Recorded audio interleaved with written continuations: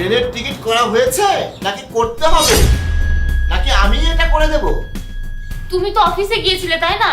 তুমি এখন কোথা থেকে আসলে? কেন?